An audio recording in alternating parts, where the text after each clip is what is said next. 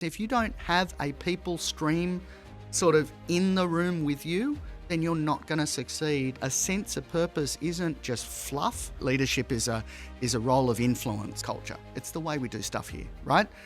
We learn that by seeing the way leaders role model. You can have some toxic stuff that'll go on and, have 5 really positive behaviours and one that kind of gets tolerated in a meeting and destroys the whole kind of wagon, right?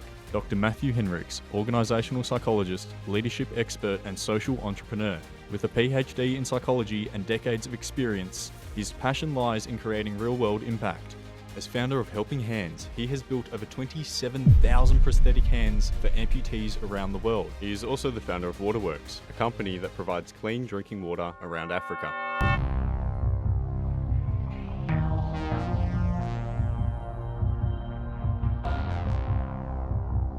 Matt Henricks, welcome to the Martian Logic Podcast. Right.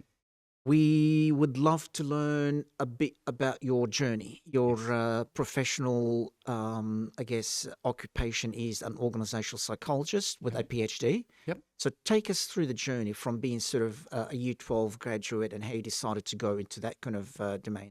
Great question. I graduated in 1996 from high school. I went to Macquarie Uni. I got my honours degree in psychology. Mm-hmm. Back in that final year at Macquarie, I knew I wanted to be in human resources, and in those days, probably revealing my age a bit, but there wasn't necessarily the same, specialist HR degrees back then. So you would often come at it through a economics degree or a psychology degree. Okay. So I always wanted to be in that field. See, I didn't know that. Right. And so I got a position in Telstra's HR graduate program. I worked there for about 5 or 6 years. I found myself in a very senior HR role at Telstra. What would someone do like yourself back in those years? So what would that be, the 90s? Yeah. So, I graduated my honours in 2000. It would have been 2000 to 2005, something like that. Sure. So what would a graduate psychologist person kind of... I think they rotated me through payroll for a very short period of time. It was kind of an understood sort of building block that we kind of needed to understand, but also that we could move on from fairly quickly. Mm-hmm. I went on to building competency profiles for different roles that were not necessarily well understood. That's interesting. Right. And those competency profiles were to be used for recruitment, but also performance management, that kind of stuff. What did we move on to then? I worked really hard to get onto the industrial relations team. It was a kind of a graduate rotation program, and so you had a bit of flexibility to go really wherever you could. And I found myself on the enterprise agreement negotiation team for Telstra for what were the 4 biggest enterprise agreements negotiated that year in the country. Oh, wow. Which was incredible for a 20-something-year-old to be in that team. How does that work? I don't know too much about the topic. Is it with the union or directly with the employee or representatives? How does that work? Yeah, so you'd have multiple unions and multiple representatives from multiple unions in the room. Depending on roles, yeah. You'd have some lawyers, you'd have some IR negotiators.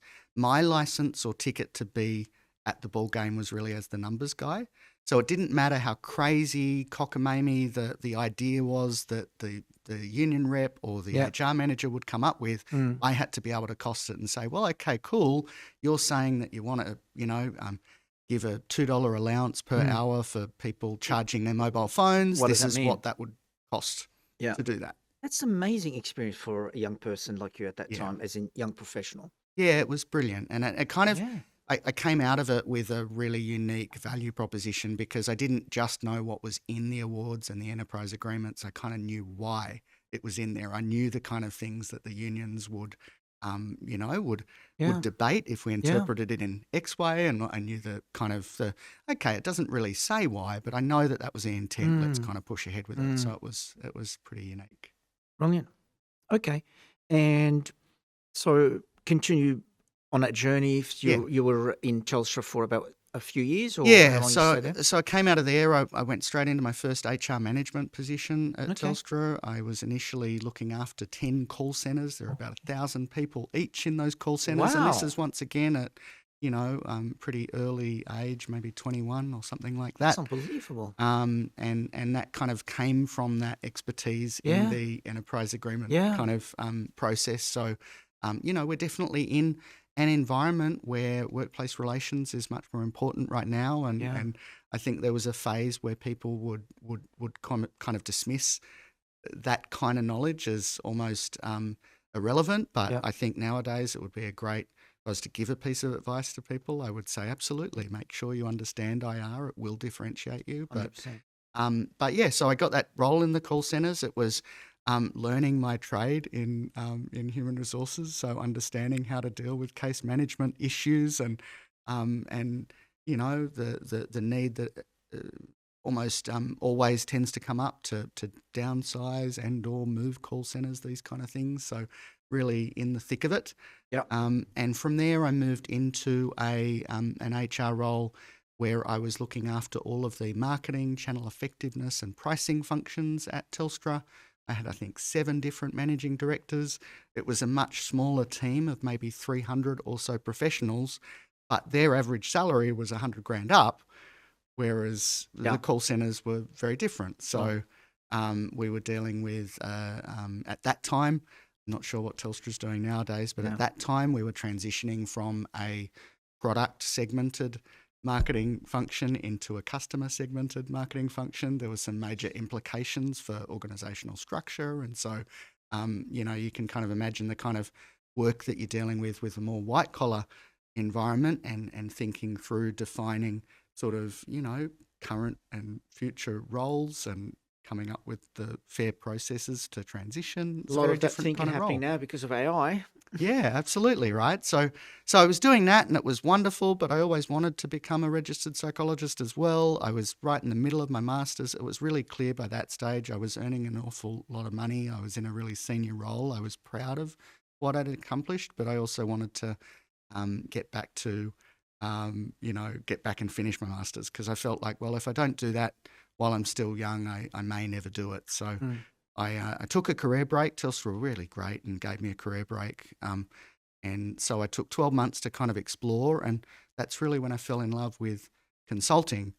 And so that was kind of probably the first major change in my career was discovering a love of consulting while I was also finishing my master's. And I guess the later phases of my career wouldn't be here if I didn't jump into that line of work. That's very, very interesting. Yeah. And so at which point, when did you start to become a full-time org psychologist? Organisational psychologist, I think my, the qualification required you get your master's, and then you also supervised for a couple more years even beyond that. It's very much still based on a medical model, even though organisational psychs work in workplaces, but you kind of have this registrar sort of experience. You need masters to practice org psychologist to call yourself an organisational psychologist, plus you need another 2 years of supervised practice like the law. As a registrar. Just like lawyers, they need that 2 years within a law firm. Absolutely. Oh my goodness. Yeah, so it's an enormous amount of study. I guess if you did it all full time, it would be 4 years to your undergrad and honours, 2 years in your masters, 2 years supervised. So it's an awful lot of study to 7-8 years before you can be an org psychologist working in a corporate environment. Yeah. Wow. Yeah, so it was about 2007, 2008 for me that I was fully endorsed as an organisational psychologist, and I was still working. I had some pretty significant experience in HR by that stage. The kind of jobs that I got were really cool. I found myself working at Argyle Diamond Mine, restructuring their community relations team, and so it was at a time where they had 20% Aboriginal employment, and they were needing to take that to being 50%. Whole bunch of backstory to that, but what a wonderful challenge. Where was that based? Where was the actual operations based? Argyle Diamond Mine. It's near Lake Argyle, but it's kind of near Kununurra, which is a half a day drive from Kununurra. It's right up in the northern WA. Oh, WA, northern. Yeah. Okay. Yeah. Okay. Incredible. So I would be doing my masters on Monday and Tuesday nights. Masters would finish at 7. I'd jump in a cab, go to the airport, fly to Darwin, sleep for 3 hours. Once I got to Darwin, jump on another plane to Kununurra, drive for half a day, and then I'd work for 3 days at Argyle, come back home, do it all again the next week. And so in this really ironic... late 20s. Right, and probably mid-20s. Unbelievable responsibility. Man, you were really one of the really lucky ones. You've had incredible experience straight out of uni. Thank you. But also clearly, the study and the amount of effort you would have put into that. Yeah. So by the age of 30, tons of experience, qualifications, etc. I mean, my goodness. Yeah. Yeah, well, I thank you. I appreciate that. That's good. There's a lot of luck that comes into it, but what I would say is you've got to be kind of in a position to be ready to capitalize on serendipity, and so I think that's one of the key things I normally advise people. Maybe we can have a whole session one day just about that concept of lucky versus you make your own luck kind of stuff, and the whole thing about, for someone like me building a company, and how people think, when they see someone successful, and I'm not being negative about that, you don't blame them. That's how sort of people think it's just a natural reaction. It's an overnight success kind of thing versus all the hard work, as you said, to position yourself to take advantage of when the luck comes, and when the bad luck comes, to survive that hit and keep waiting and waiting and waiting for that luck time. Correct. And that's how it works, isn't it? Yep. To be able to take the hits. Absolutely. Very interesting. Cool. So you started to practice as an org psychologist at Argyle Mine. Yes, that was one of the projects. I was. This was really in that phase of my career where I was experimenting with consulting. And I still had this fallback. I still had this job at Telstra that I could go back to. During that 1 year. Really neat. Yep. I mean, it's an HR policy that I doubt they still hold, because the concept was, okay, our top talent, we will allow you to go off and explore the world, do something different, and we'll keep your job for you. And of course, that's a wonderful idea, but if you take your top talent and you let them explore creatively, they don't often come back, because you become aware of incredible opportunities out in the world, and that's what I think practically they experience. Never thought about this. Such an interesting topic. It was really, a really would love to one day HR policy talk about stuff like time. That. It was a really interesting policy to try. It was really at the kind of cutting edge. It was at the same time, I think Telstra, at the same time, under the leadership of one of my colleagues or past mentors, she's now passed away, but Colleen Cuthbert, she introduced that policy, but she was also one of the first companies in Australia that allowed people to purchase additional annual leave. There was all sorts of really creative things they were doing at that stage. I benefited from the career break. I never went back, but I mean, at one point I thought I might try and work in a pub. Never did, because my friend called me up and said, hey, do you want to come and consult in a diamond mine? Then I found myself at Port Hedland doing IR type work at a construction project. WA as well, top of WA. There's just this great kind of mixing pot of work. And the irony of it was that I took this career break because I thought I was working too hard, and there was no way I could possibly get my master's done while working that hard. Well, the irony was I ended up working twice as hard. I ended up probably making twice as much. But because you were loving what you were doing. Incredible. Yeah, it was That's incredible. What it was. I felt alive. There was this kind of sense of accountability that comes when you're running your own show, that you're paid a lot, but you live or die by the quality of your advice and the kind of the variety of work. It was an incredible time. So that was kind of why I fell in love with consulting and kind of committed. Okay. Brilliant.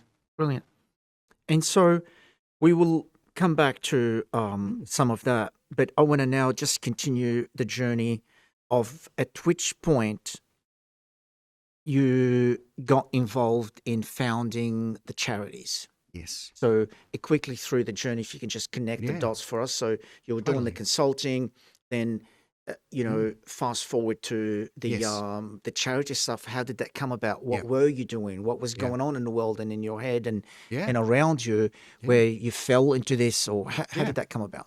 So it's probably 5 or 6 years into my journey running my own consulting firm, Henricks Consulting, and that was focused on increasingly, as it kind of evolved, it became increasingly focused on strategic change, mainly merger and acquisition advice, due diligence, and also transaction and also post-transaction advice.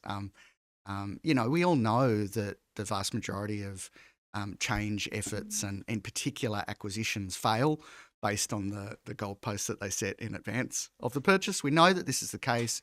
I didn't even know that such data existed. 60% or more of God. changes tend to fail. And what's the key reason behind that? It's generally people and cultural related, right? So people know this. People know this that it's people-related reasons, cultural reasons that these changes don't tend to succeed. But just to clarify what you meant by fail, yeah, if you don't mind, educate me what you meant by that. Do you mean it didn't end up eventuating the M&A, or the M&A happens but they don't meet the strategic goals in that sense of failure? Which one is it? It's the latter.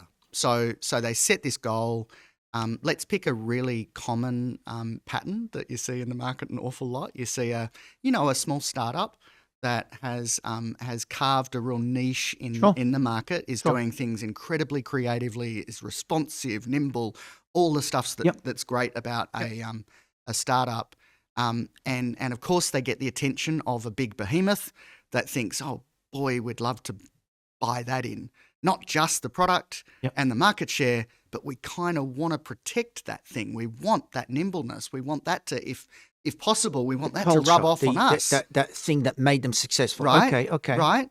But it is so rare that pattern happens, right? Where the big behemoth buys the small startup, and can help itself to leave it alone, if that makes sense. So you'd have these, if you're involved in due diligence and transition planning, you'd have these conversations almost identically for every single, acquisition you're doing, where you're talking about, it's going to be really important that we insulate them, that we buy it in, great, but we need to insulate them. Because, give them that freedom. The mothership is going to want to integrate them. They're going to want to sort of force them to use the same HRIT system. They're going to want to make them kind of get all of the economies of scale that come from being that big behemoth, but in the process it generally kills what they were buying the thing for. So during the planning, it would be clear in the plan that, look, we need to, part of the acquisition is the leverage. So as you said, we've got a whole team of finance people and stuff. So maybe we can then get rid of a few people there and save money. Maybe. Or we have some systems already we're paying for. We've got plenty of empty seats in those systems, HR systems, etc. So the synergies, whether human resources or infrastructure, would be part of the plan. But the idea is, you're saying part of the plan, they still think they can do that whilst keeping the culture and what made that company so unique going. But then the two are generally not compatible. So right? It's doable. Yeah, doable. In theory, it's doable, Absolutely. But a lot of them fail to, in the process of doing that synergy, Absolutely. of implementing synergy, they bulldozer that uniqueness about Absolutely. So that's just a pattern, right? I'm not saying that's my expertise. No. But that's kind of a pattern we'd come across an awful lot. So, the first place that I would get invited into back in those days would be doing due diligence, looking at a whole range of different employment terms and conditions, kind of looking at how compatible they are with your current staff, looking at the kind of culture, the key people that you've got and what kind of they've got in their contracts and how we're going to retain them post-acquisition, all of this kind of stuff. You might get invited to review heads of agreement versus transaction kind of contracts and suggest different people-related clauses. Very rare that you get invited to do that from a people perspective, even though they know that these things are going to generally fall over. If they fall over, it will fall over because of the people. So it was, I'd carved out a bit of a niche. It was incredibly lucrative work, still is.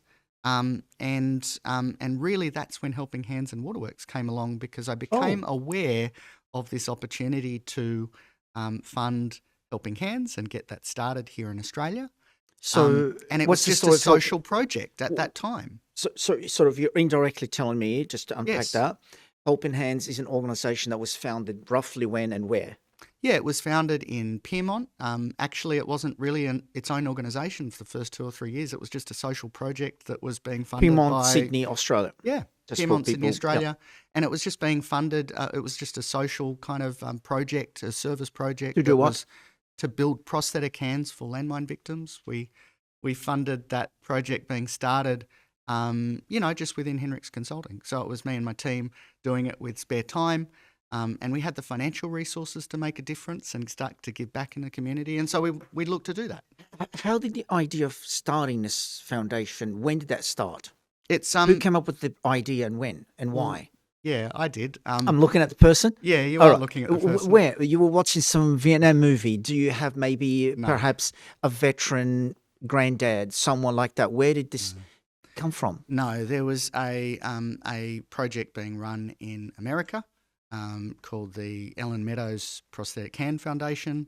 I won't go into the backstory of Sure, that, but that's it's an fine. incredibly inspiring organisation You doing heard about it incredible things. through whatever, Right. and you go, wow, Yeah, I want to do absolutely. something like that.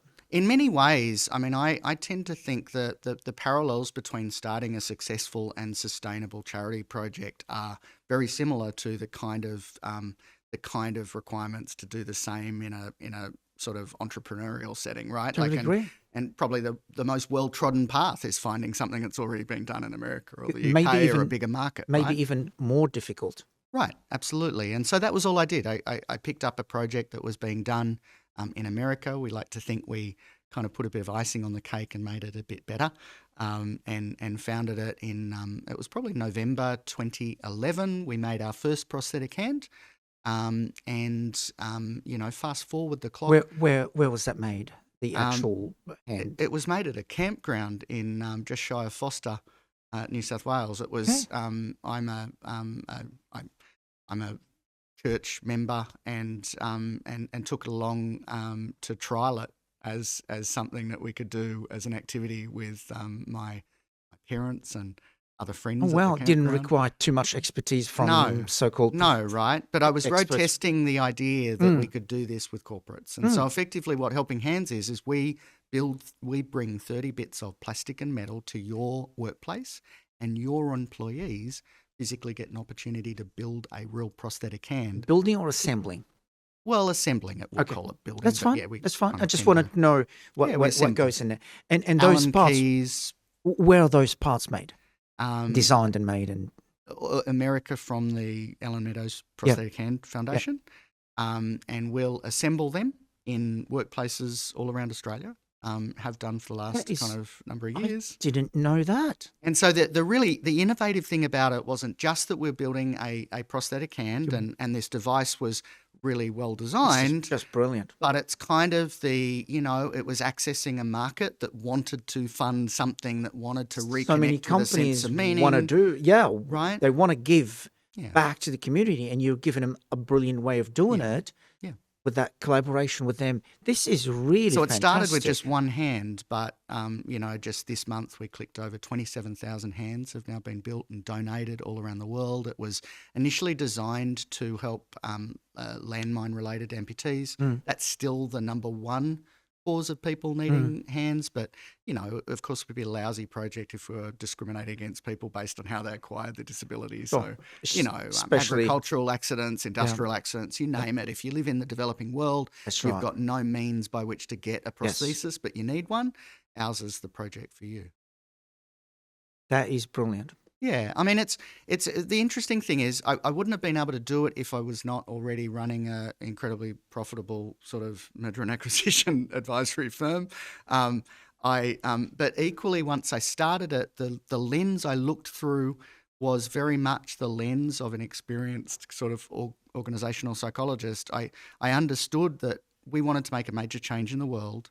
And I understood that major changes normally fall over because, okay, great, you've got this great product, you've got this great idea, but you don't put sufficient thought into how you're going to put the policies, processes, systems, structures in place to really shape the kind of outcomes that that you want to be sticky, right? There's other people, I imagine, that have probably tried to do major prosthetic hand sort of projects in the past. Yeah. I think the thing that made ours stick for, sustainably for such a long period of time has been all of the, what I would call social architecture that we wrapped around the hand. It wasn't just the hand. It was kind of the way we chefed the recipe, if that makes sense. And that's very entrepreneurial.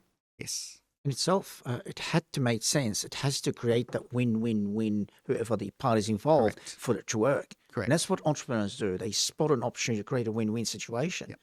That's how you've got a sustainable product and value proposition. So that's amazing. Thanks. So you started, I'm just going to unpack this to make sure I haven't got it wrong. Yeah. You started as an org psychologist. Yes. Which you found a niche. You started to sort of work a fair bit. Most of your work started to become within the context of M&A. Yes. To help them with due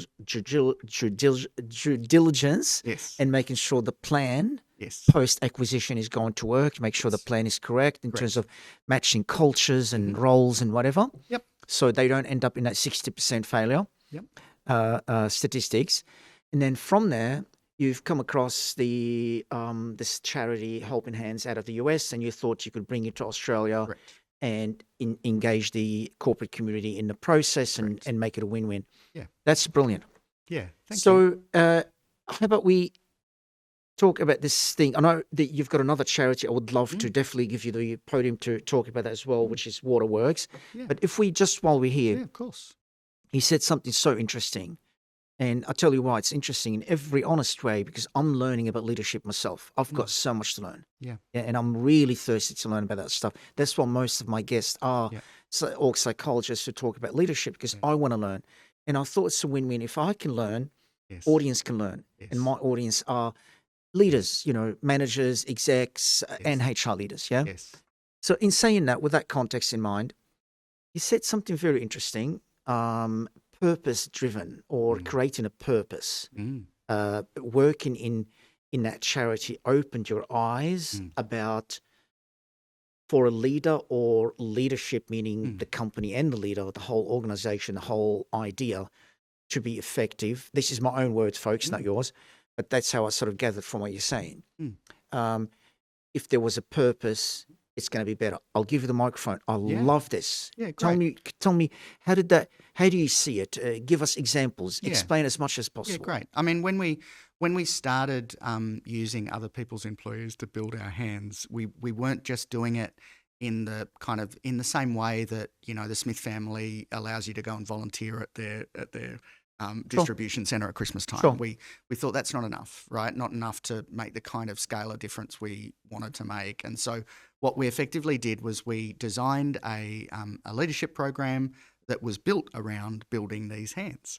When we build these hands, think about it. When you're building these hands, you're physically, with no training whatsoever, I haven't even got to the hard bit yet, but you get 30 bits of plastic and metal, extremely overwhelmed by the concept that, goodness me, is he really going to rely on me and my two colleagues with no prior training to build a precision orthopedic device? That will end up a real human being taking it. And if it's got a fault, you feel that responsibility. Yeah, right. So not only at times would we play with the idea of giving them the parts and kind of letting them think it was a pointless activity, and then getting them to pause and showing them a video of the people that they were going to be helping, asking them to kind of take a step back and jot a couple of points down around how that video changed the way they thought about the activity. So we'd really, for groups where we wanted to really jolt them out of their current kind of patterns, we would juxtapose that sense of purposelessness that comes from, all of those other team building activities that people will get involved in with, building pyramids with marshmallows and skewers and these kind of things. We wanted to give them almost that experience with the parts to build a prosthetic hand. And then we wanted to push the pause button and say, hey, let me show you a video. You're kind of missing a bit of context here. Where this is going. Right? What this is actually going to mean. So in that moment, of course, we give them a sense of purpose. Yeah. We ask them to reflect on how differently they behave. And it gives us this very tangible way of exploring the impact of purpose and meaning on the way they approach their work. Oh, wow. Yeah. So that was that's where it started. I think the interesting reflections that we've had from a range of really senior executives, right? Like we would often get people tell me, all right, well, my HR person has told me I need a, clear vision and mission and values. We went through the process of doing that. He or she's happy. And then I've gotten back to doing what my real job is, running the business. Okay. And of course, I'm able to explore that kind of concept in this environment by saying, well, let's kind of think about what I did as your leader here. In fact, I didn't give you any instruction on how to go about what you were going to be doing. I kind of gave you some instructions and I said, you know what, good luck. I didn't really explain anything about the what either. What were the key parts? What were the hot spots that you were going to probably encounter?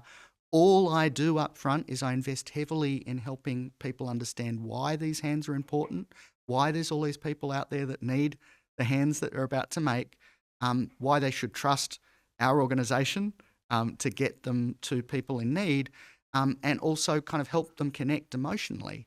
And ultimately what I want those executives, seasoned executives, to kind of reflect on towards the end of the experience is, goodness me, a sense of purpose isn't just fluff that's nice to have in order to keep our HR department happy. Actually, it was all about meaning and purpose as to why I exercised the discretionary effort that I did in this activity. It wasn't because I got greater KPIs. We know we need good metrics. We know we need a clear vision. We know we need values on how we go about the kind of work we're going to do. Let's break it down a bit. Clearly, that's a topic that you're very, very competent in and comes from real experience, but also part of your role, as a professional. You've been, it's new to me and to a lot of people in the audience. Let's use a practical example. Yeah. You're dealing with a sales manager running a very significant team doing $50 million a quarter. Yeah. And what kind of purpose? How do you, sure, you can put them through this experience and they could be life-changing for them and you can explain to them how that purpose changed their attitude and approach and blah, blah, blah. Yes. How do we bring that back into their job? Yeah. What kind of purpose can a sales manager bring to 200 sales professionals on his team? Love it. I would say there's two different answers that are key for it. One is that I think in workplaces we often focus a bit too much on coming up with one sentence that we hope is going to be equally inspirational for everyone. That single unitary sense of purpose that, we've probably workshopped and people have debated over the words and then we launch it at a big event and we hope that it really resonates with people. I think we tend to put too much focus on that and not enough focus on each individual leader with their team having the kind of the being vulnerable enough to sit down and explore what each individual sense of purpose might be, right? That sales manager, okay, great, they're a sales manager, but they might also be a dad. They might be an uncle of a disabled kid. They might be there's all of these different hats that we wear in life. And it's entirely appropriate that someone's purpose in life, their reason for hitting their target this quarter is because I really need that money. That's okay, right? So that sort of sense of purpose and meaning, I think, comes from having raw, authentic conversations where we really understand who a person is and what drives them, less from that single sentence, I think. That's one way of answering just so I can understand you. Yes. So you've got the purpose for the company. Yes. Why the company needs those, what was it, $50 million, the example I used in a quarter. Yeah. So that's the sales manager. He's got to report to the CEO and CEO reports to the board. Yes. And they're expecting $50 million worth of sales for that quarter. Yes. There's some kind of it's purpose. Still important. Of course. Absolutely. No one can be paid and the whole thousands of families depend on that. Right. Absolutely. I respect that. I'm just saying, in terms of understanding your point, there's when the CEO sits down with the sales manager, they will have their own conversation, and CEO is creating a sense of purpose for the sales manager to be able to be the leader for that project.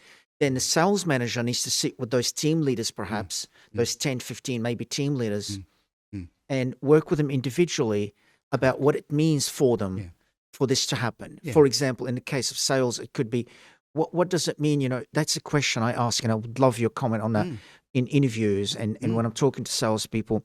What does it mean for you to have a stable, solid job? Yes. Where you are learning, you're improving, but also you're making decent money. What does it mean for your lifestyle, for your well-being, for your family, for the people around you? Is that what you're talking about here? Yeah, to some extent. It's just treating people as individuals. I think leadership is a relationship of influence, right? You can be a leader and not be in a kind of a position where you're ordained a people manager, right? Leadership is a role of influence, and we tend to be influenced. What the research would suggest is that we tend to be influenced by people that we think are like us and understand us. It tends to be, there is a choice around who I allow myself to genuinely be led by. And when I say genuine, it's kind of, who am I genuinely going to buy into emotionally? Authentically, not because it's forced on me. And that only comes from those authentic conversations where we get to know who we are. Wow. And as a leader, you've got to, I think, be always thinking, to the extent that, what is it that we share? Because I know in order to influence this person, he or she needs to see me as similar to them in some way, what is it that we share, and how am I going to kind of amplify those things in common that we have when I'm kind of exploring what we need to do this quarter. I don't want to apologize if I'm at all trying to appear as if I'm going to reduce everything you said to that one thing that I'm about to say, but can I say that one way to describe or trying to unpack what you said is to the purpose. There could be different purposes for that project of the $50 million worth of sales across 200 professionals in the organization. For that to happen by the end of the quarter, the sales manager could have a certain purpose why they are going to work hard and diligently for that to happen, versus a completely different purpose with another member in that team, why they're doing this and why this is important for them, why they would end up doing the type of performance it takes to get to that level. 100%. Yeah, there was a time maybe 30, 40 years ago where if you were giving career advice to someone, you would go and you'd do a series of tests, and someone would kind of look at the numbers and say, "Thou shalt be an accountant." And then the assumption was you could then build this linear kind of pathway to happiness, right? Gone are those days, right? The research suggests that we all have, more of a chaotic approach to life. We all have multiple hats. We all are far more complex than to be reduced to a single sort of sense of purpose. So I love what you're saying there. I love that concept that we've all got multiple hats, that we've all got multiple purposes, and that's okay. A good example, when I started off in this space, I didn't necessarily understand it. And I think I've really got a new perspective in the last kind of few months. I've recently moved into a board position at Helping Hands rather than being the hands-on CEO. And I've had a sense of purpose, quite honestly, Anwar, from doing the laundry for my family. I've gotten this extraordinary sense of pride from knowing that my wife hasn't done any laundry since January, and in seeing the impact that just that sense of purpose or meaning from a funny little menial task for someone with a PhD, right? From seeing how material that has been for me, I've kind of realised, I think, how purpose works on so many different levels. Wow! Right? So you, the consultant, learned from your own experience with this, and this is really brilliant. Yeah, I mean, it's fair to say the first few months when you step away from being a CEO that's always on, it can be a soul-searching, difficult transition.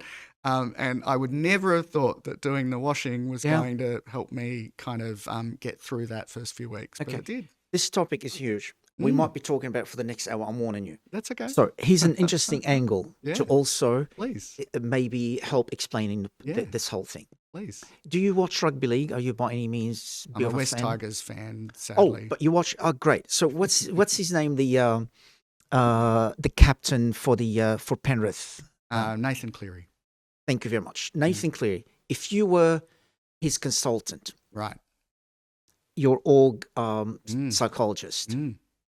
How can you create a purpose for this guy who's won every possible prize the game has? Right. He played for Australia, for State of Origin, for his club. There's nothing. What else can he be looking for? How can you create a sense of purpose for him? What do you think potential? Give us. You don't know the guy, so clearly it's assumptions. Give us maybe 3 plausible purposes that this guy could be playing for right now. He's in the news at the moment, I think. Oh, I'm sure it's I'm sure it's scuttlebutt, right? But there's about a bunch of scuttlebutt suggesting that he might be interested in rugby or a change of code. Even, oh, I didn't know that. Here you go. And I swear to God, I'm completely guessing. No, I've noticed. By the way, I hate that club, but I so much respect them, and I respect the guy and respect the whole club, and what they've achieved is unbelievable. Yeah, absolutely. And I keep saying, just logically, how can he still be performing? Yeah. So, sorry, I'll give you the microphone back. I get it. Well, I kind of find it interesting that, so both of these areas of scuttlebutt, because I don't know him, like you say, right? I think if I was genuinely sitting down and he came to me with questions, the first thing I would do is listen, and that's all I'd do. Of course. Right? Of course. But I think, the scuttlebutt is, I guess, that he's increasingly, influenced by or motivated by or maybe even challenged by how he maintains the relationship with his, rock star, elite soccer player wife, Mary Fowler, or not wife, girlfriend, sorry. I didn't even know. He's with Mary Fowler, who's off in the Premier League and is an absolute superstar. I didn't even know. My both of my kids have her as their favourite soccer player. And so, the idea of maintaining a relationship with an international superstar, I bet that's partly what's drawn them together. They can genuinely empathise. But, he's got some tough questions right now that do come back to the why is he on the planet, right? And I bet he's going to be really having to tackle those kind of questions around, am I here? I've already achieved so much. I'm already probably going to be nominated as an immortal at some point in the future. I mean, there's not many other halfbacks that have got four rings on their fingers. I don't think Eddie was achieved what he's achieved. It hasn't happened. And so he's going to be really challenged with that question around, well, what is my purpose, right? And so I think there's one way of looking at it is, well, how does he stay motivated in his rugby league kind of world? But maybe it's another building code. Family maybe now. Exactly right. And therefore, for example, again, we don't know the guy. We're saying what could be plausible here. What's logically could be options to elaborate on the concept. Yeah. That you're saying here, it's really based on a person, individual solutions. So we're saying for this person, could be because you want to build a family with a girlfriend, and maybe therefore playing rugby in the UK could work for him. Maybe. I mean, I don't want to presume I know anything about it, but none of us do. Another good example to switch teams to my own team, but Benji Marshall got an awful lot of flack, all through last season because he actually took holidays. He actually spent time with his wife. He occasionally had some sort of form of recreation outside of rugby league. And people were scathing at this. How can you be a full-time head coach and have a life outside of rugby league, right? It was kind of the kind of presumption, and there was an awful lot of noise supportive of that. How'd you know that? Well, this year, all of a sudden, Terrell May, arguably the best prop, if not one of the best props in the country right now, and he chose to join the West Tigers, reportedly, because Benji acknowledged that rugby league is not the most important thing in the world, and that's what resonated for that particular elite athlete. Who's the prop? Terrell May. Really incredible guy. Where did he come from? Which club? He came from the Roosters. Yeah. I didn't know that. It's fantastic. I lived in Balmain for 22 years. My son was born and grew up in Balmain. I'm living in Drummoyne right now, so I know a lot about this club, and I appreciate that knowledge. It's interesting. I love Drummoyne. I was born in Drummoyne. Yeah. Here you go. Yeah. Small world. Yeah. Okay. So Very interesting. So we are talking about the nuances, I guess. One of Yes. your colleagues in the industry, another Yes. org psychologist, Yes. described that the nuances Yes. kind Yeah. of management, whereby, as you said, it's not a silver bullet solution. No. Here's the purpose, and while we all need to be motivated by that purpose, Yeah. it's sort of that one-on-one conversation. Yeah. Very interesting. Individual leadership is, Yes. yeah. And then, of course, I think a big part of what's enabled the success of both of my projects and also is kind of the level that I work at when I'm working through strategic change is also to complement the individual skill and art of leadership and relationship building and listening, but complement that with the right systems and processes that kind of more predictably get the kind of outcomes you need as well. How about if I told you I only knew that there's a difference between a manager and a leader 12 months ago? Yeah. Yeah. Do you think a lot of people are in probably management positions and still don't know that as well? Like me, innocently had no idea because they stumbled into management. They never wanted it. They were good at what they do technically, whether in the tech world or it could be any profession. If we can just call it the trade itself, the tool of the trade, they were so good. And the company says, and because of your experience in it and you're so good, we're going to make you the leader. Oh, yeah, okay. Well, as in team leader, as in manager. And they've been doing it. They've been doing it from their heart. They're good people. They're pretty good at it. Some of them really good. Some of them mediocre. But they have no idea what the difference between a manager and a leader. Do you think that is the case? Or was I the only person in the world that didn't know that? No, I think that's a fairly common experience in the workplace today still. It's the kind of conversation we've been having for decades. But, sometimes I can be a bit argumentative around leadership versus management because I think sometimes management gets a bad rap. You don't get a right to influence your staff unless they are getting paid on time. You don't get a right to talk about the fancy strategic stuff unless the engine is turning in the way it should. So people expect a level of technical competence from their managers at times. And I think sometimes the leadership sort of guru space tends to emphasize leadership too much without realizing that, well, every role, in my view, every leadership role has a people component, it has a technical component, and it has a scheduling component. And there's a different balance for every role, but you can't throw out the scheduling, throw out the technical, and expect that you're just going to get there through leadership alone. What you said, we can talk about for 10 hours nonstop, just the spawn alone. I tell you why, because here's what comes to my mind. Yes. So many things flashed in my brain when you said that. You know what I even thought about? Even our friends in rugby league. Yeah. The back line doesn't get to do the magic if the forwards don't do their job. 100%. So those managers, when you have a fancy leader doing really well, he could not do half what he's doing without solid managers in the place running the place. Yep. What you said is so interesting. Yeah. Well, it's kind of, it's not necessarily, I think you could say this in a lot of realms of life, but people like the simplicity of a silver bullet explanation. And so I think we've gone through that phase over the last 10 or 20 years of people saying, it's not about management, it's about leadership. And I think we've kind of gotten past that to a point where people understand it's both. I think it's both equally as important. As I said, the forward cannot do their job with the back line and vice versa, and they all feed off each other, and that's how the game's won. 100%. Yep. That's so brilliant. A fancy a leader comes on the stage to talk with a couple of thousand employees in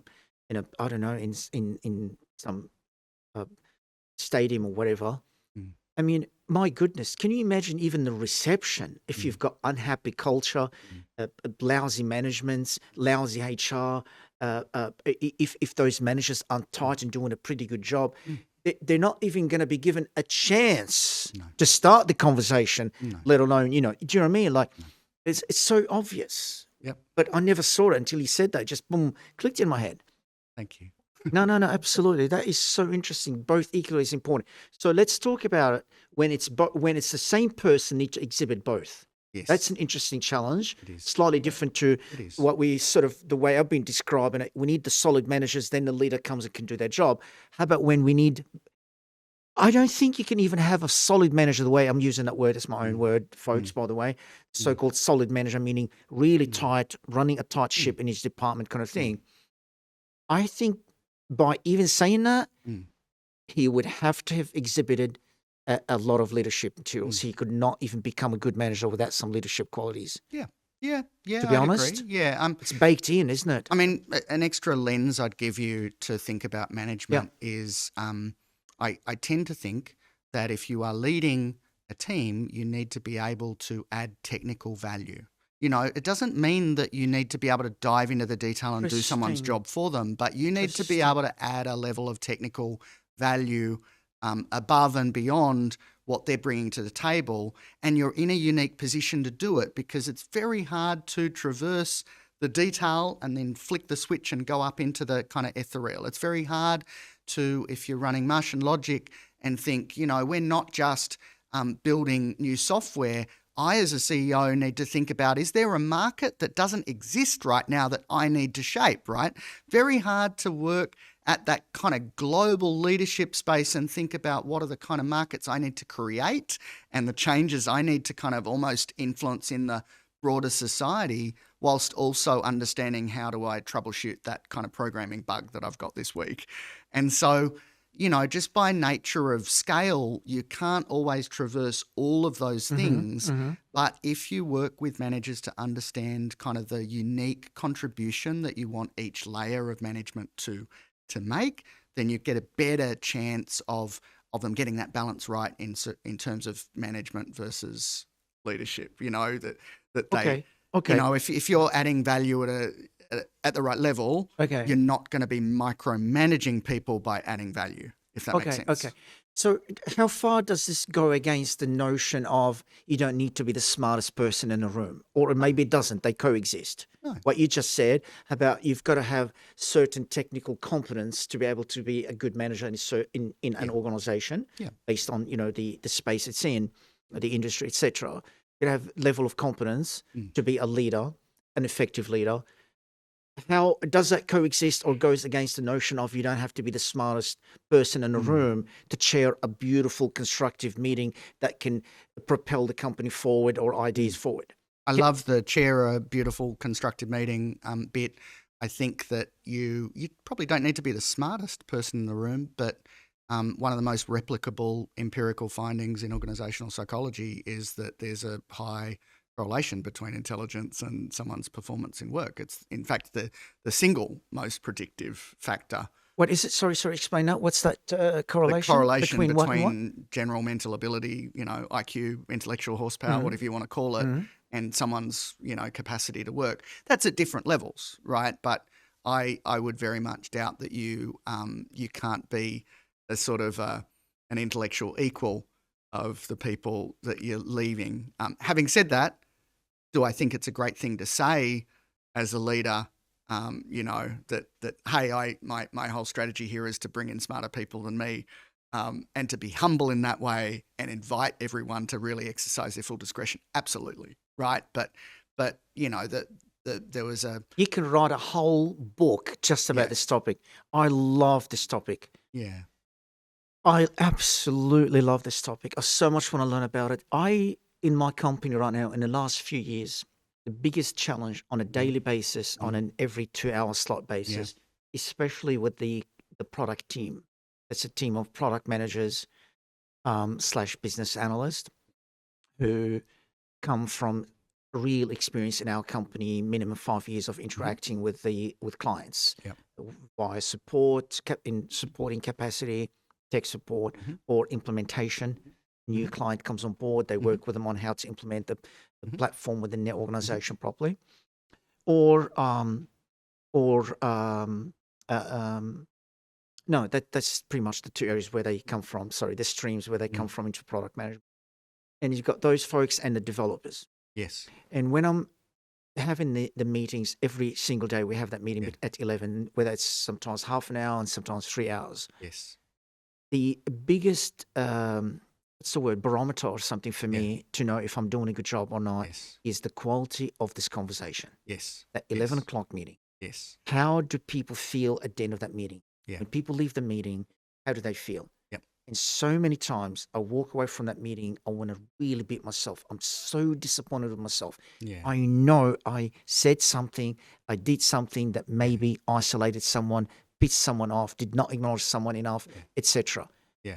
It's so important for me. Yeah. I'm really proud that we're in such a good Yeah. place right now. I think you should be. I mean, even the fact that you're thinking about that interpersonal process, and that you're kind of holding yourself accountable to that, is a massive step above what a lot of us do. Yeah. Right. Yeah. And then of course there's that balance. There's that balance between being holding yourself accountable, but also you need to be building yourself up as a leader as well. You sometimes do need to make decisions that are not going to be popular, or that you're not even sure if they're the right way, but you're going to have to kind of see it through for a period of time before you know. And so there's that balance between being accountable around your leadership practice without being self-flagellating. And kind of still building your own confidence to add value where you need to and where you can. Okay, so the reason I shared that with you, not to brag, two reasons. Yeah. First of all, to acknowledge how much I appreciate your point, but also I want to use it as an example. Right. To come back to our point about being the smartest person in the room, because as I was saying before, the dynamic in that conversation, whether it's half an hour or 3 hours sometimes, to keep the dynamic so positive, but yet we're discussing some of the most difficult challenges and intellectually challenging and stimulating conversations. Yeah. And it goes through experiences from clients and product requirements and testing and learning from other stuff and actual technical architectures. Yes. Actual technical architectures. All of the above, all in the space of a minute, we could be going through all of those in 1 minute. Yep. So in saying that, keep that dynamic and the energy and how people are feeling they're listened to and they're contributing and stuff like that. It is really not easy. And I feel that this is the most important asset this company has, is for this team to keep feeling like that. They feel that they can contribute, they can say the idea no matter how stupid it is, etc., which is what you folks describe in your industry, the psychologically safe kind of environment, whatever. Be able to say something even if you thought it's stupid. So what I'm trying to say is, if we come back to our point about how to chair, remember I used that word, chair such a meeting with so many bright people at different, they're good at different things, about 20 skills represented in that one meeting amongst, say, 18 people, right? 12 people. Yeah. You know, chairing is such an art. I can't even write a book. I can't even tell you how I do it. Yeah. Like, it's years of effing up and stuffing up and beating myself over it and learning and trying again. And I feel I'm in a good place right now. Yeah. But, you know, it's really interesting what you said. It helps greatly if you've got confidence. See, I'm an architect. I'm a developer and an architect. Yeah. But yet, the way I use that knowledge is where the key is. Yeah. So if someone, I believe, doesn't have that knowledge, could be almost as effective and maybe actually could be more effective than someone with my skills if I don't use it effectively. Yeah. Maybe that's an interesting one. There's a really great theory. It's probably the most evidence-based theory, but it's one that consultants don't apply it very often. It is called the social identity theory. And it's a kind of more of a applied social psychology theory in workplaces. But the implications of that theory in a leadership setting is that people will tend to take leadership from those that they see as prototypical of the way they identify. It's entirely predictable that if you're running a successful software development company on the cutting edge, that you kind of need to have the developers that are working for you seeing you as kind of prototypical in some way of them. Sure. It's kind of in the same way as if you're running an engineering-based company, you know, the chief engineer is always going to have an awful lot of sway whether they people manage or not. And so there's a really interesting, I think, interplay. The downside of social identity theory is, I think, in some ways it doesn't yield these dogmatic black and white sort of sort of things that you can apply as a leader in every circumstance, but it kind of issues the challenge of kind of being conscious of the different groups you have and why they're here, the way they identify, and trying to build up and magnify those things that you all have in common. You know, I bet there's something that's really fragile, intangible, yet incredibly precious about what unites the team at Martian Logic. And that's, I think, your biggest challenge as a leader, to make sure that you keep on fertilizing that precious, unique, intangible thing that unites you all. And, you know, maybe it's a purpose statement, but I think the, you know, there's something in that social identity theory. You know, identity is kind of that thing that we find really, really personal. Someone says, "Hey, what do you do?" And the first thing you say is often that kind of most sort of profound hat that you wear. You know, if I'm an engineer, I'm an organisational psychologist. Interesting. You know. So what would I say if someone says to me, what do I do? Well, you kind of said you're a developer before. You're also a CEO. It's okay to wear all these different hats, but I think to lead a team as well as you can, you hope and want each of them to see a little bit of themselves in you. Yeah. I don't say I'm a CEO to too many people. 99% of the time I say, I manage a tech company. Right. Just keep it managed in a very, right. you know, not too glorified or whatever. Yeah. And only with some people I could maybe explain exactly what that is, but I just keep it like that. Yeah. But I certainly take pride in right now, but that's where the challenges are. And I take pride in being a successful CEO is definitely the challenge that I take the most pride in at the moment. I think I've done a fair bit. I don't need to convince myself I'm a good developer or a good architect. I've achieved a lot. I've worked for on you know, hundreds of millions of dollars worth of projects for Optus or whatever else, and worked on a lot of interesting stuff. I've achieved a lot. Even Martian Logic itself, to build a product right now, competing against multi-billion dollar companies and winning. Yeah. It's already, it's really, you know, it's that strategic stuff. It's managing people. And this thing that one of your colleagues even educated me about, leaders. I did not even know the difference between just a leader or leading yourself versus leading leaders. That is, to me right now, the biggest challenge for me. And if I was to be winning in this area, that I would take the most pride from. And then there's the role when you start talking about leading leaders, you also need to start exploring what's your role for, you know, as a manager once removed. So as the manager of a bunch of people that are managed by others, you know, because often I missed that point. I'm sorry. So as a company grows and you get multiple layers of management, you know, your role for the people 2 layers below tends to be more one of career. It tends to be, you know, how are you going in this team? Yeah. Right? If you might have your best and brightest in Team A. And of course, the manager of Team A might want to hold on to, you know, person X for as long as they can, right? It's absolutely in their interests as a manager. But as that manager once removed, you kind of need to be the, you know, the keeper of organizational capability and ultimately the person that helps people achieve their career goals. Well, career goals, longer time span and a different kind of responsibility to what you're looking for from your direct manager, right? And so that's a kind of interesting thing for you to play with. There's definitely companies that have, you know, systems and processes in place to enable you to have a manager once removed meeting once every 6 months. It's a very different meeting. There's some architecture around what you send to your manager once removed in advance. There's some kind of, you know, there's some architecture that makes sure it works. But in that kind of meeting, you're much more likely to find out that there's some bubbling kind of discontentment or cultural kind of issues as a manager once removed, and you're much more likely to find out about it before it becomes a bullying, harassment, whistleblower kind of complaint. Yeah. So I'm not saying that you want to design a system around problems that you might have. I design it around career and around this concept that, okay, Jim, you know, I know that Jenny's your best developer and I know that you're best served by keeping her But actually, as I look at the overall team, I need Jenny to be running this place in 10 years' time. And if she's going to do that, I need her to have a stint in product management. I've got to take her off you. Sorry. Right? So where does, who's exploring that if the manager once removed isn't?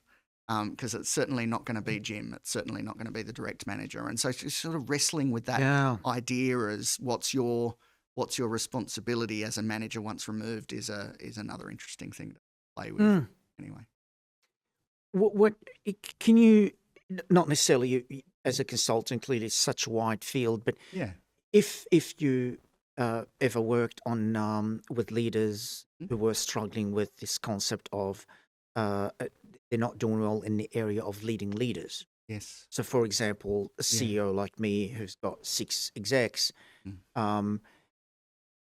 did you work on things like that with certain leaders? And if you can share a couple of examples, a couple of mistakes that people like me would learn and that you would correct it with them or made them aware of not to do and how to do it otherwise. Do you have any experiences with that? I mean, it's funny, because of the evidence-based leadership models I tend to be drawn to. I tend to almost see myself as the antithesis of a leadership expert. I wouldn't say I'm a leadership expert because I tend to say, Sure. I respect that. And so I haven't tended to have to the pitch for that conversation, kind of understand work. the environment, and then you go from there. You're right. I mean, this is what we just said. So if I'm coaching leaders, they're the kind of conversations I'm having. Is this? Yeah. I'm having conversations about complexity. I'm having conversations about authenticity and listening and social identity, and they're the kind of conversations I'm generally having.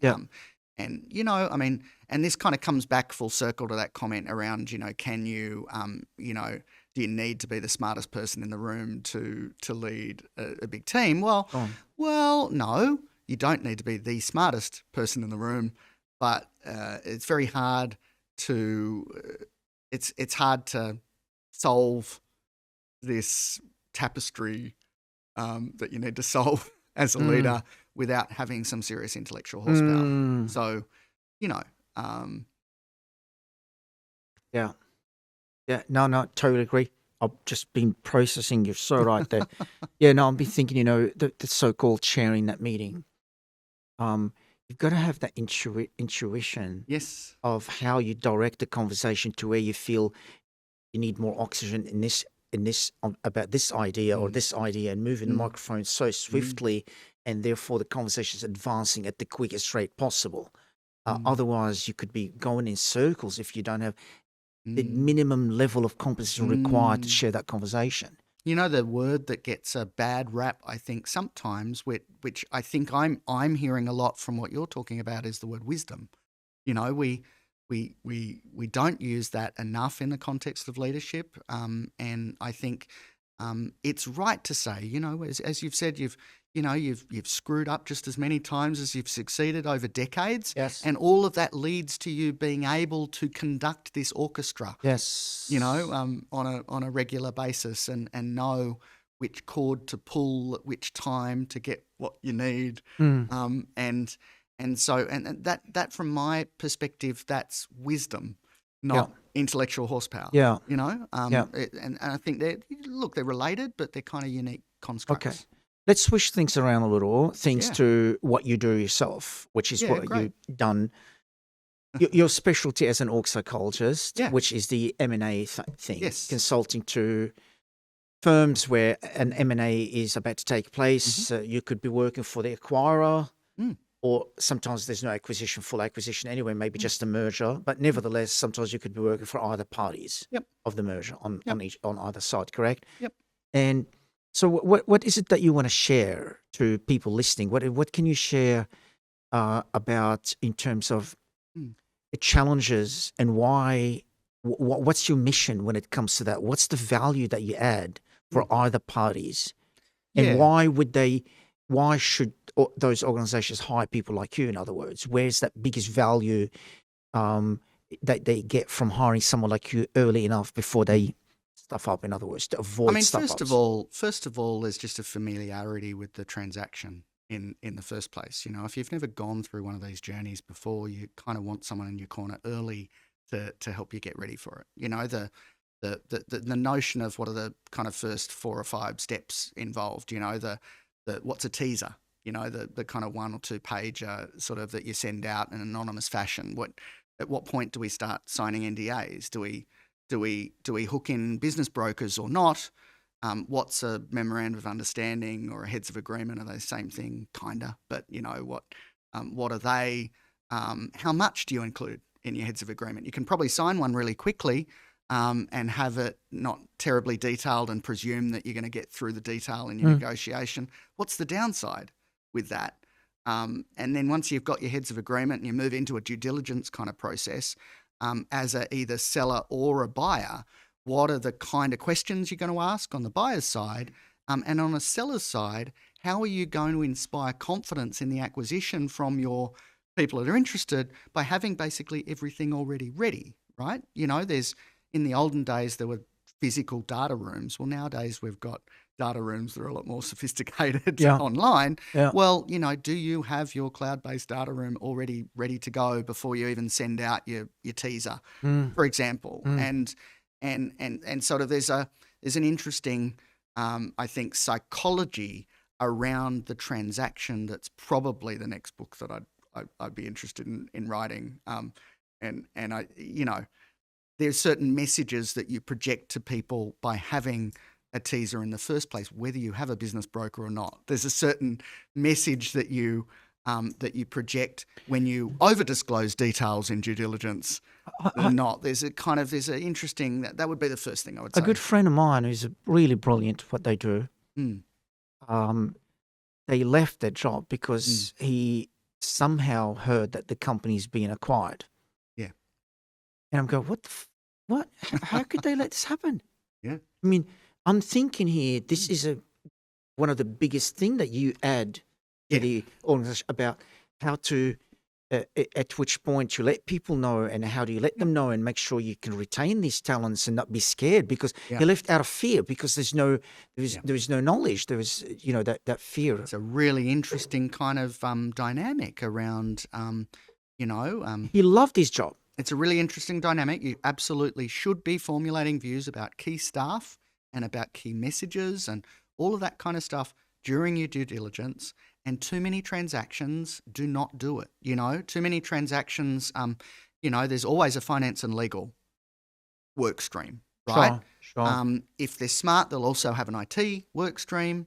It's almost like the people work stream is kind of the poor cousin. It comes in fourth or fifth. It's nice to have, so hardly, not all of them even do it, right? Right. And so, if you're not even thinking about who are the key people here, what are our strategies to retain, do we even care about retaining some of these key people? It sounds terrible, but you kind of you're playing around with dangerous ideas in locked rooms with a way ahead of time. With a real deadline, with non-disclosure agreements that will only hold for a certain amount of time. There's a lot of pressure in those environments. If you don't have a people stream sort of in the room with you, then you're not going to succeed. I think what I would say about a lot of my colleagues over the years that have talked about merger and acquisition but haven't done much of the work in that space is that they tend to talk about the cultural missteps after the transaction, and they don't really understand the extent to which the game's already won or lost by the time you write that transaction. And a good example would be if every person that's kind of working through this acquisition, not every acquisition assumes that there needs to be financial synergies, so not every transaction has that. If let's say the goal is to keep this thing isolated and separate, it absolutely needs to be in the contract, and it absolutely needs to be kind of legally binding. Otherwise, the mothership won't be able to help itself. The mothership does what the mothership does. And so, if you've got some real cultural imperatives that you don't want to absorb this new thing, you want it to stay separate and unique and special, and you want everyone in it to feel special and unique and special, you need to be hardwiring that stuff into the transaction right up front. So, what are the two things? I didn't really know how to answer your question, but I think the two things is, one, actually have a people stream in your merger and acquisition process to start with. And I wanted, to give a couple of examples why should people have that people stream. I mean, we've already discussed a lot of that. Well, here's another example. A good friend of mine as well was when Bain acquired MIOB. He was given some share options to stay for 3 years. And so then they ended up listing, I believe, while he was there. And he got some decent money, but then they gave him the money, but then they said, listen, if you were to stay for another 3 years, we're going to give you some more incentive to stay on for another 3 years. And he said no. And it was a lot of money. It was a lot of money he shared with me. I know the numbers. I'm not going to share them. But, try and understand why at that time. I mean, that's now 2010, 11, 12. So that's a lot of years, 12 years ago. And I was really at that time thought, my goodness, how can he do that? $1.5 million or something like that. Why would he say no to that? Because still going to get paid. He was on, $500,000 a year or whatever, plus that 1.5 million. And he said no to it. And I remember saying to him, why? And he didn't want to talk too much about it, but he said to me, I was kept in the dark so many times, created almost nervous breakdown for me about so many things. I don't want to be part of this anymore. Yeah. So I mean, this is what you're. This is what I'm saying. It's the 60% of changes fail to meet the goalposts that were set for them prior to the transaction, and the vast majority of them are people related, cultural related, exactly for the reasons you're describing. Absolutely. Yeah. Wow. I really, not many people think about this. The people stream, I love the way you put it. That makes so much sense. The people stream. My God, especially, I was going to say something completely wrong. I said in the tech world, absolutely not. Could be, no matter what you do, if you're acquiring this company, it's got a certain formula to why it's successful, and you want to keep that. That people stream needs to be done so well. I'll throw another interesting example just to kind of throw something left field. Let's talk about acquiring nuclear submarines. Can you imagine who does that? Australia buy some. Yeah. Can you imagine the sophistication that's going to need to be in place already to make sure that we've got nuclear physicists in Australia? We do not have a nuclear physics program in any university in Australia. No, I thought it was in Canberra because I have physics background. Well, maybe they started it, right? I don't know. Oh. But my understanding is that was one of the main gaps when we did this. So they had to start with AUKUS. They had to start by thinking about how do we even build the capability in Australia? Yeah. At that level, probably. Right? But it's really interesting. Down south or whatever, what's that thing called? They do some nuclear science research there. Yeah. I remember they were going to buy our product. I've actually visited there, met the HR team years and years ago. Lucas Heights? I think so, yes, that's the one. So I'm not an expert in this, by the way. It's just a kind of left field example about not just acquiring businesses, but acquiring when you're spending billions of dollars. There's always a people stream. Wow, that's such an interesting submarine. The level to be able to maintain them, just the maintenance of it. I don't know what's involved, but I presume they're different to whatever we've got now. The engineering, there's so many thousand sets of skills you need to maintain a machine like that. Yeah. And if you want to do it whereby you don't want to rely on the country where you're buying it from, you want to build those skills, make it efficient, but also as part of your national security and stuff like that. I never thought about that. Yeah. That's interesting. So, I guess that's why I tend to talk about, strategic change, because it, that absolutely includes merger and acquisition type stuff and divestitures and what have you. But it also talks about major acquisitions where you're spending billions of dollars and you can't afford it to screw up. Well, there's always a people stream, and that's the stuff that makes me feel alive when I go into a completely different sort of environment and I don't know what I don't know. It's kind of that lack of a safety net is what kind of drew me into consulting in the first. Yeah, and every environment is different. Yes. This is, it's interesting in the experience that you have in terms of learning every job, every contract that you have. You learn about new industry, new world. We have that experience, see people like me, whenever we sign up a new client, if I'm talking to that HR team, I go, what? There's actually a company or an industry in this country that does that? Yeah. It's like things you didn't even know they existed. Yes. These, B2B businesses that behind the scene doing certain things. I go, what? This is fascinating. I was saying to you before we started, I mean, I haven't been involved in an HR information system for a while now. I haven't been in an HR team for a while, but it's quite unusual to do a Google on a company and see a whole bunch of personal reviews naming individuals and the support that they receive. So it's obvious that you guys have those conversations, and I bet that's a real unique value proposition. Yeah. I get emails all the time. Too rude for me to say, can you turn that into a Google review? But I get emails writing that much about that person. Yeah, right. For example, through the implementation. Oh, wonderful. It's 2, 3, 4, 5, 6 weeks. They're really happy. They send me this big email. I've got 20, 30 of them in my inbox. Well, it's the people stream to your sales, right? It's and it's a real source of competitive advantage for you. And I suspect it's a source of competitive advantage for anyone going into an M&A activity that has a people stream versus the people that don't, right? Yeah.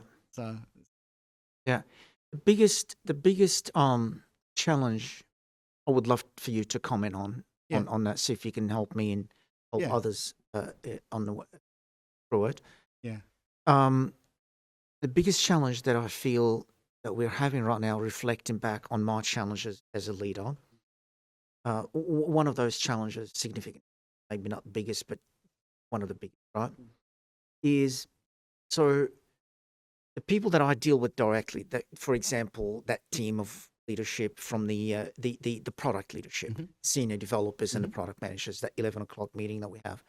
So I've created that culture there whereby that there's that openness, and people can say what they like and disagree and agree and admit, I suck at this and I'm bad, etc. But I feel when we have new people, this is not reflected.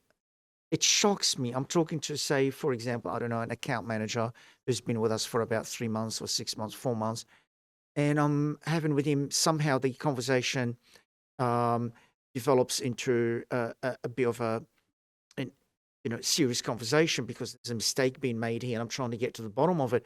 And you see him behaving in a completely different way to how that team works, as if we're not doing something right to make sure that the new people coming in, some kind of training program, mentoring program to enforce that behavior, that kind of culture, how you can be comfortable to say it's my bad. And the more, and I keep saying, the way I explain to people, the more you admit your mistake, the more I rescue you. This is the kind of people we are. Yeah. However, if you don't, I go in the other way and I start to dig more and get upset. Yeah. You know, I would always rescue you when you are so open and honest. Yeah. How can you maybe in your own world explain that in your own language? I think we're delving into cultural sphere now. And I mean, if I was to really oversimplify it, where the CEO's job might be to kind of set the direction of the company and kind of, shape markets and all this kind of stuff. Your head of HR or your head of people and culture is really thinking through, well, what's the cultural enabler that's going to enable us to achieve whatever that goal is that the CEO's set. And, and people that misunderstand culture see it as an almost unitary concept, that, oh, well, doesn't everyone want a culture of respect for the individual and, treating people with integrity, and aren't there these golden rules around culture? And to me, it's like, okay, cool. Yes. Yeah. You might say that they're your values, but culture needs to be unique to whatever you are trying to achieve.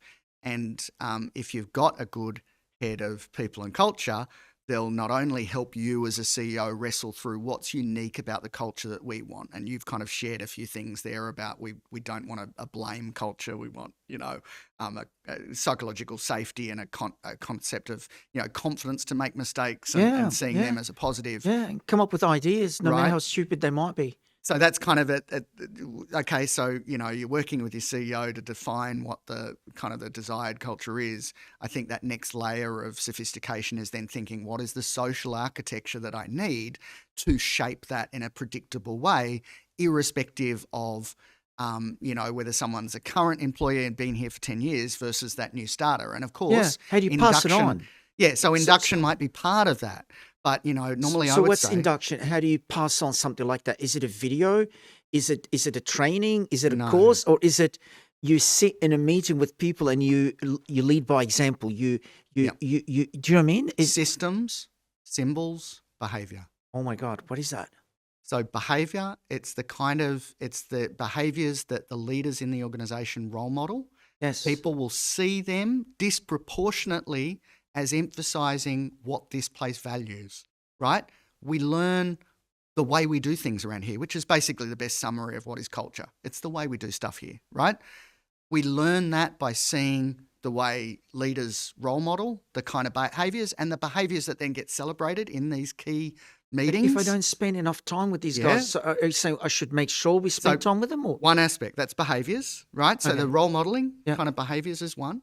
And of course, the kind of stuff you do to implement that is you think about what are your leadership programs that kind of train and embed the kind of behaviours and role modelling that's going to be important to you, but also what's going to be intolerable, because you can have some toxic stuff that will go on and, have 5 really positive behaviours and one that kind of gets tolerated in a meeting and destroys the whole kind of wagon, right? So role modelling and behaviour and thinking through leadership behaviour is one. Systems and symbols, that's orientation programs, videos, policies, processes, all of that kind of written stuff. And then symbols. Symbols is a really interesting one. So symbols, the best example of a symbol is in the army or the navy, the kind of different symbols that people have on their shoulders that kind of symbolise the rank and what have you. But there would be symbols. Why is that important? I thought these days people would not like that, because it's a kind of equally. It's not about rank and power. It's like against democracy. It goes against democracy, doesn't it? Let me share a really great example. Yes, so at one point there was a. First of all, I should say symbols have a disproportionate impact on the way people sort of kind of interpret what the culture is here, the way we're supposed to do things, right? I was once working at a mine where all of the managers wore ties. So everyone was wearing high vis because it's safety, right? You can't walk around a production plant without high vis on. But these managers would wear ties, look like total knobs, and everyone else would still be wearing the high vis but wouldn't have their shirts tucked in and wouldn't have the ties on. Yep. And then at the end of the day, the managers who would have clean shirts and things would jump on the bus and would go home in that attire. They wouldn't be worried about dirtying up the bus. And the other folk would all shower, right? Now, what that was doing was casting a really clear symbol that the managers and the people that work for them are very different, right? Symbols can either bring together and unite, or they can distinguish and separate, right? I'm glad you're clarifying. In this case, in this example, that was a bad thing. It was a bad thing. Absolutely, it was a bad division, creating division. The hint was when I called the managers knobs, right? Yeah, no, absolutely. I could see in a Here's the interesting thing, sure. Right? When you're then looking at, okay, we've got a really solid symbol here, and I know it's driving something that's counter to what I want to reinforce culturally. I remember stories of this. I wasn't there, but I remember one of the managers started having showers with the folk that were leaving the production plant, and people going, what's this guy doing? Why is he showering with me? Is he spying on us? I don't want to see this guy in his birthday suit. Like, what's going on here? And so, symbols tend to be a bit sticky. They tend to have this disproportionate impact on the stories people tell about their workplaces and the culture. They're also hard to fix. But if you don't... So give us an example of a good symbol, especially in a modern world, 2025, a tech industry, etc. What's a symbol that can be a positive thing here? I'll tell you a symbol I used. Just to remind all of us here what we're talking about. Sorry, if I may. Yeah. Where I'll ask you to help me to see how could a company like us make sure that we are passing on those values that people who've been with us for 5 years plus know all about that to the new people coming. Yeah.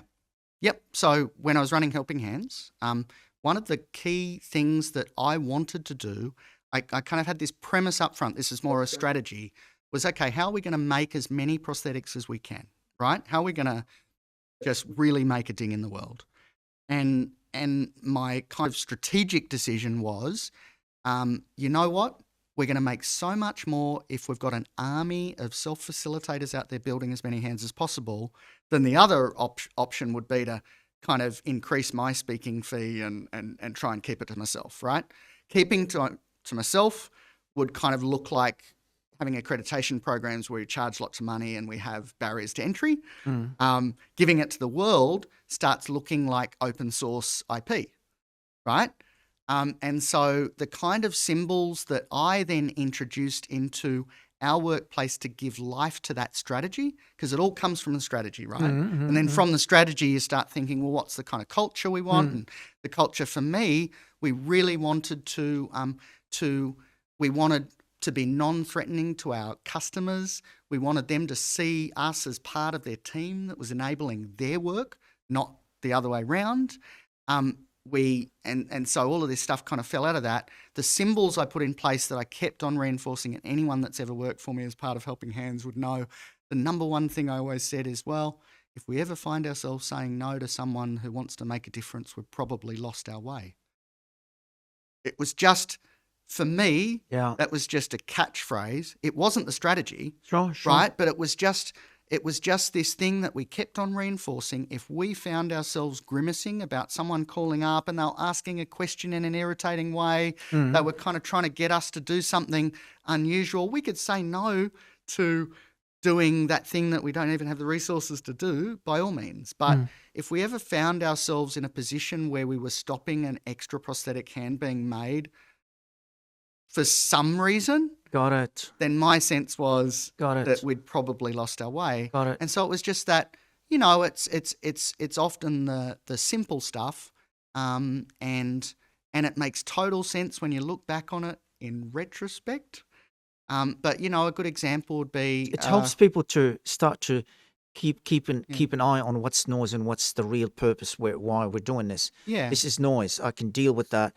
What we're trying to achieve is we want to get this hand built. It's not and as many as possible. We want an army of self-facilitators out there, and so there was obviously implications strategically around how we went about implementing that strategy, and they were kind of technical, and how do we enroll all these people? How do we get them confident building our stuff? So but the the symbol symbol here was if we ever find ourselves saying no to someone who wants to make a difference, we've probably lost our way. Got it. That was a symbol in this case. It didn't have to be something. It wasn't something physical, on your shoulder. It's more of a statement. Yeah. So, but you know, I think that I find that lens useful, not because there's necessarily always a perfect line between what's a system, what's role modeling, what's a symbol, but I like to explore with leaders when they're talking about shaping culture and doing it in a predictable way. I like to use those three different lenses because I just find that they yield different ideas about things we can make that culture sticky. And I like that concept of social architecture. I'd love to share if we've got time, but there's some social architecture we built around both Helping Hands and Waterworks that really enabled both of those things to really take flight. Talk to us. What days? Let's talk about Waterworks because I haven't talked about it yet. That's right. What is it anyway? Waterworks is similar to Helping Hands. We build water filtration systems. We donate them to refugee camps in Uganda to families that don't have access to clean and safe drinking water.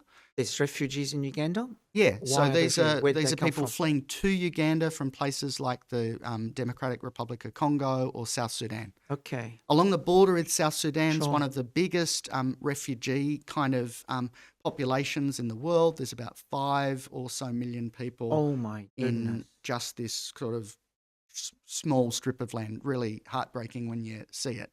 But any job opportunities for these guys, or they just live on donations? Or? Probably yes, yes and yes. You know, sad. one of the things I find is awkward, and I don't want to get political, is when you see the way other countries deal with refugees, and you can contrast that to the Australian approach, you kind of become aware of a whole bunch of kind of assumptions that you're almost brainwashed with. Yes. The most challenging thing I discovered when I went through the gates of my first refugee camp was to realize there were no gates. And in that moment, I thought, oh shit, I thought refugee camps and detention centers were the same thing. They're not. And so, in Uganda, there's refugee settlement camps. People are given a plot of land. They're not allowed to build permanent dwellings, but they can build mud huts. Sure. They often stay there for multiple generations because they choose to, because they're safe for the first time in their lives. And they're able to go into the community, and perhaps someone can give you a job and whatever. Freedom of mobility. There's a whole bunch of stuff. Sure. So in some ways, the people that find asylum in Uganda don't have it well off. The Ugandans are not rich people, so what they give them isn't much. They do need to open businesses. They do need to have a bit of nous. But in some ways, they give so much more as well. So it's really challenging. I'm not sure how I brought it up, but it's one of those things. We don't want to go down that. Yeah, we were talking about the social engineering. So this kind of so Waterworks, we build water filtration systems. We donate them to in refugee camps in Uganda, and we do that once again as an employee activity. So your people physically get to build it. And the thing that's cool when you build a water filtration system with Waterworks is that you get to see a photo of the end family that receives that kit, and it's your kit, because of the social architecture we put in place. So it's a filtration system. Roughly what kind of tech is in it? How does it work? Our system is gravity-fed ceramic filtration. It filters down to 0.9 microns. That's good enough to filter out 99% of bacteria, cysts, parasites. Unbelievable. It's not filtering out chemical contaminants. What's the cost to do something like that? It's, goodness me, I'd have to double check. Roughly. A couple of $100 will get you a kit donated in Uganda, and will get you absolute transparency where you'll see the family. Can we do as Martian Logic a couple of those? Absolutely, you can. Absolutely. Can you put us in touch? Yeah. Absolutely. Waterworksprogram.com for anyone watching. But definitely put me in touch with the right people. Absolutely. It's an incredible program. Here's the thing about social architecture. So, how does that contrast against other tech? Other tech out there is, people often get fixated around, well, we want to make greater throughput. So engineers, when you're given the task of building the best water filtration system, they'll want to get it down to, less than 0.9 microns. They'll want to filter out chemical contaminants and viral contaminants. And the issue is that in the rural kind of communities that we're working in, that isn't necessarily a big thing. So the extra expense of that is not helpful. Sure.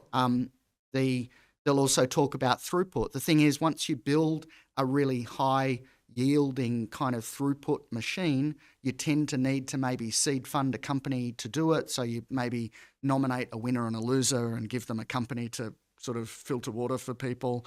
And all of a sudden that exposes it to corruption and a whole bunch of things like that. To say nothing of the fact that when people are desperate, and we're talking about, I don't, not a finer point on it. I mean, refugee camps aren't nice places to be.